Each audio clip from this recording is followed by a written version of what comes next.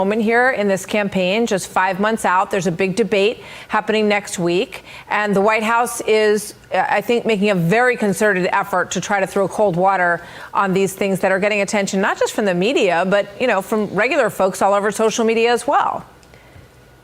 Yeah, Bill and Martha, I think that this is fascinating. I think it shows the extent to which the age issue and really the competency issue for President Biden is surfacing in polls, not just in Republican critics' corners, but independents.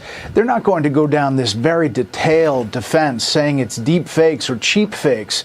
There was nothing fake about former President Obama reaching over to President Biden's wrist and kind of tugging him to go.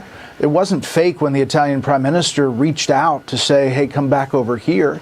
Now, you could characterize it that, if you didn't mention that President Biden was turning to the other parachuter had landed and gave a thumbs up, and that wasn't part of the story, fine. You could say that that's not characterizing the full context. But as the video itself shows, those people did grab the president. I think the dancing one, maybe he doesn't like to dance. It looked like he was frozen there. But I think that the explanation by the White House that they're accusing the video of somehow being altered is really stunning in this moment when it's such a big issue in this election. You mentioned the polling, Brett. I just want to bring our viewers up to date on a little bit of what we're getting over the past couple of days. This was the Des Moines Register yesterday, a well-respected poll, has Donald Trump up an easy 50-32 over Joe Biden. The 50 doesn't surprise me for Trump. He's going to win Iowa. I don't know if it's going to be this margin. It might be bigger than that. What surprises me is the 32% number for Joe Biden. You think about right now, in Iowa, Trump was an easy winner in 2020. But you know what's up here?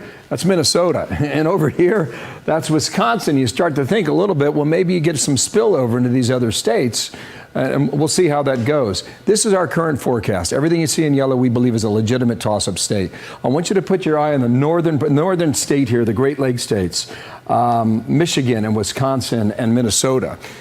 Wisconsin's too close to call, but Minnesota and Michigan are lean Democrat. That could change. We'll see over time over the next 5 months. But Donald Trump's going to be in Wisconsin today. He's going to Philadelphia on Saturday, too. And Pennsylvania, again, one of these states that we have in yellow, a pure toss-up state.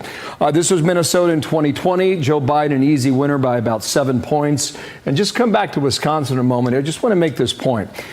In 2016, Donald Trump beat Hillary Clinton in Wisconsin by 22,700 votes. But there was a third-party candidate, Gary Johnson, on the ticket then, all right? He got 100,006 votes. There was no third-party candidate in 2020, and that's when Joe Biden, by a whopping 20,000 votes out of 3.2 million cast, was able to beat Donald Trump in that state and take the electoral votes there of 10. So just as we start to put this together here, and I'll walk back over and talk to Martha about this. We know this, and Brett, in Wisconsin this year, Jill Stein, the presumptive Green Party candidate, will be on the ballot. And we think Robert Kennedy, when he starts getting signatures starting in July, he only needs 2,000. So in all likelihood, in Wisconsin, you're going to get maybe 4 candidates on the ballot. Why is that important? Biden has to win Wisconsin, period. If he doesn't, that's what cracks the blue wall, Brett. I totally agree.